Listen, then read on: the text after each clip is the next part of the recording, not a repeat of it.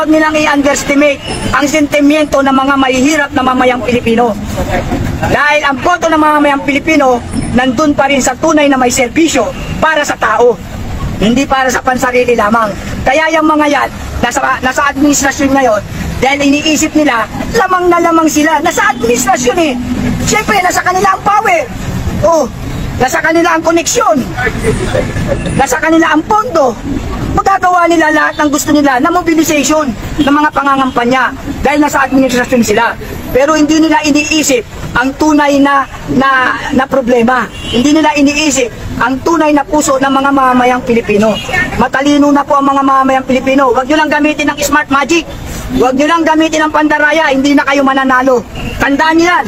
Pero pag kayo nandaya, alam ng Diyos yan. Pero sana naman, maging parehas ang labanan sa eleksyon na to. Kasi hanggat merong smart magic, wala pa rin tamang politiko na uupo sa gobyerno. Mananalo pa rin dyan ang mga artistang hilaw. Mananalo pa rin dyan yung mga walang nagawa sa pamamahala. Kasi nga, may smart magic. Kaya para sa akin, abolish muna yung smart magic na yan sakali man dumating ang panahon ng pag-eleksyon.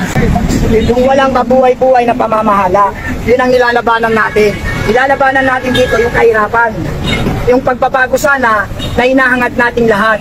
Yun ang nilalabanan natin. Wala akong personal na galit dyan sa Pangulong BBM na yan. Kaya lang, hindi na tinutupad ang pangako niya, hindi na ginaganap yung mandato niya, talagang magre-react tayo dahil para tayo sa pagbabago at para tayo sa mamamayan at sa bansa natin. Yun ang hinihingi ng mga mamamayan. Ang pagbabago ng antas ng ating mga pamumuhay. Yung magandang pamamahala, hindi yung pangungurakot ang inuuna. Ngayon, puro sila nakapokus sa budget eh. Isa pa nga yan eh, may suggestion nga ako dyan sa budget na yan eh. Dapat personal kung sasabihin, akin sana yun eh. Yung kaso sasabihin ko na ngayon tungkol dyan sa budget. Proposal ko lang para sa budget. Lahat ng mga departamento na yan, mga senator na yan, mga congressman na yan, kung bibigyan man ng budget yan, dapat bago magbigay ng budget, yung meron ng project. Nakuha nyo? Ibig ko sabihin, kapag meron kang project, doon pa lang magkakaroon ng budget. Ang ngayon kasing sistema natin, binibigyan na kagad sila ng mga budget even without proposal of budget, project. Ibig sabihin, halimbawa, bibigyan na to ng budget, pero wala pa namang proposal project kung ano. Basta ikaw meron kang 20 billion para sa project mo. Anong project yun? Wala pa, di ba? Pero meron na kagad, naka-release. Kaya ang dapat dyan, bago bigyan ng budget, may project muna. Diba? Para magamit talaga yung pera, yung budget sa proyekto. Hindi, may budget, wala pa namang project. Kaya yung minsan, ghost project ang nangyayari. Lumabas ang budget, pero walang project. Get or no get? Si Ma'am Amy, okay naman sana si Ma'am Amy, wala namang problema sa kanya. Ang isa lang na hindi ko nagustuhan, Ma'am Amy, senator, pasensya na po. Pero ang isa lang na hindi maganda, kung alam nyo man po na may pisyo ang ating Pangulo o yung kapatid nyo na ganon, dapat naman po, hindi nyo na pinus na tumakbo siya ng Pangulo. Nakita nyo resulta, nagkakagulo-gulo tayo ngayon. Kaya lagi yan, sa kapakanan ng bayan at pamamayan. Hindi po nakasalalay yan sa kinang ng pera. Dahil kung dyan po nakasalalay, walang mangyayari sa bansa natin. Kailangan maging makatarungan tayo, hindi sa pansarili nating kapakanan. Dapat ang iniisip natin in general concern. Ang concern ng buong bansa at ng mga mamayang Pilipino. Huwag yung sarili lang natin. Makakatanggap nga ako ng 1 milyon, pero lulubog naman yung buong Pilipinas. Nasaan ka? Kawawa. Kaya hindi tayo pera-pera pagdating sa boto. Ngayon, kung gusto nyo namang makipaglaro, tanggapin nyo ang pera, sundin nyo ang puso. Mama Amy, senator, pasensya na po. Pero ang isa lang na hindi maganda, kung alam nyo man po na may pisyo ang ating Pangulo, yung kapatid nyo na ganon, dapat naman po, hindi nyo na pinus na tumakbo siya ng Pangulo. Taas ng bayarin ng tubig, pagtaas ng mga bilihin, pagtaas ng bigas, yan ang unahin ninyong solusyonan. Gawan nyo ng solusyon kung paano mapapagaang ang buhay ng mga mahihirap na mamayang Pilipino. Wala kaming mapapala sa mga Senate investigation ninyo. Yan ay pagsasayang lang ng pondo ng bayan at pagsasayang ng mga oras ng mga mamamayang Pilipino. Sana tugunan nyo ang tunay na suliranin ng bansang Pilipinas. Huwag kayong pumukus kay Ma'am BP Sara Duterte. Ngayon, Okay, gusto nyong imbestigahan ang budget ng OBP. Imbestigahan din kayong lahat na may mga pondo. Lahat kayo sumalang sa investigasyon, transparency kayo. Huwag yung si Ma'am Sara lang ang binabanatan nyo. Bakit? Kayo may mga pondo rin ha. Imbestigahan nyo mga sarili nyo. Mga mangga sila, mga manggagamit. Iipin nyo. Kasi talaga namang yamado ka kapag nasa administrasyon ka. Yamado ka dahil meron yung political mechanism. Nasa kanila ang posisyon, nasa kanila ang power, nasa kanila ang pera, nasa kanila ang pondo. Kaya nasa administrasyon sila ngayon. Pero huwag nilang i-underestimate ang sentimiento ng mga mahihirap na mamayang Pilipino. Dahil ang boto ng mga mamayang Pilipino nandun pa rin sa tunay na may serbisyo para sa tao. Hindi para sa pansarili lamang. Kaya yung mga yan, nasa administrasyon ngayon, dahil iniisip nila, lamang na lamang sila. Nasa administrasyon eh. Siyempre, nasa kanila ang power. Oh, nasa kanila ang koneksyon. Nasa kanila ang pondo. Magagawa nila lahat ng gusto nila na mobilization ng mga pangangampanya dahil nasa administrasyon sila.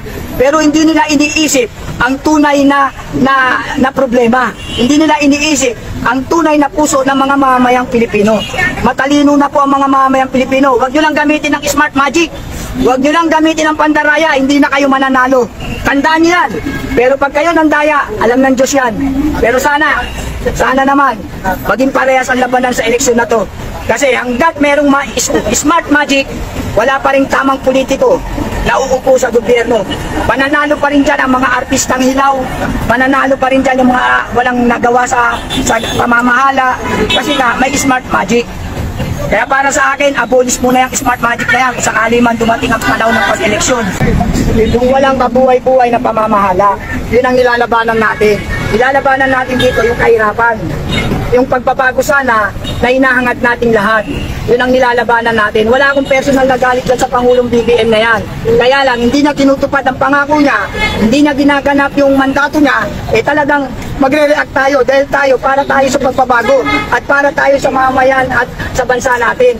Yun ang hinihingi ng mga mamayan. Ang pagbabago ng antas ng ating mga pamumuhay. Yung magandang pamamahala, hindi yung pangungurakot ang inuuna. Ngayon, puro sila nakapokus sa budget eh. Isa pa nga yun eh, may question nga ako dyan sa budget na yan eh. Dapat personal kong sasabihin na akin sana yun eh. Yung kaso sasabihin ko na ngayon tungkol dyan sa budget. Proposal ko lang para sa budget. Lahat ng mga departamento na yan, mga senator na yan, mga congressman na yan, kung bibigyan man ng budget yan, dapat bago magbigay ng budget, yung meron ng project. Nakuha nyo? Ibig ko sabihin, kapag meron kang project, doon pa lang magkakaroon ng budget. Ang ngayon kasing sistema natin, binibigyan na kagad sila ng mga budget even without proposal of budget, project.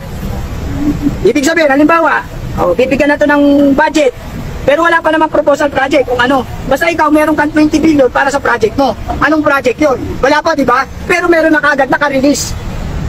Kaya ang dapat dyan, bago bigyan ng budget, may project muna. Diba? Para magamit talaga yung pera, yung budget sa proyekto. Hindi, may budget, wala pa namang project. Kaya yung minsan, ghost project ang nangyayari. Lumabas ang budget, pero walang project. Get or no get? Si Ma'am Amy, okay naman sana si Ma'am Amy, wala namang problema sa kanya. Ang isa lang na hindi ko nagustuhan, Ma'am Amy, Senator, pasensya na po. Pero ang isa lang na hindi maganda, kung alam nyo man po na may pisyo ang ating Pangulo o yung kapatid nyo na ganon, dapat naman po, hindi nyo na pinus na tumakbo siya ng Pangulo. Nakita nyo resulta, nagkakagulo-gulo tayo ngayon. Kaya lagi yan, sa kapakanan ng bayan at mamamayan. Hindi po nakasalalay yan sa kinang ng pera. Dahil kung dyan po nakasalalay, walang mangyayari sa bansa natin. Kailangan maging makatarungan tayo, hindi sa pansarili nating kapakanan. Dapat ang iniisip natin in general concern. Ang concern ng buong bansa at ng mga mamayang Pilipino. Huwag yung sarili lang natin. Makakatanggap nga ako ng 1 milyon, pero lulubog naman yung buong Pilipinas. Nasaan ka? Kawawa. Kaya hindi tayo pera-pera pagdating sa boto. Ngayon, kung gusto nyo namang makipaglaro, tanggapin nyo ang pera, sundin nyo ang puso. Yun. Prinsipyo po yun. Hindi ko po sinasabing daw ninyo.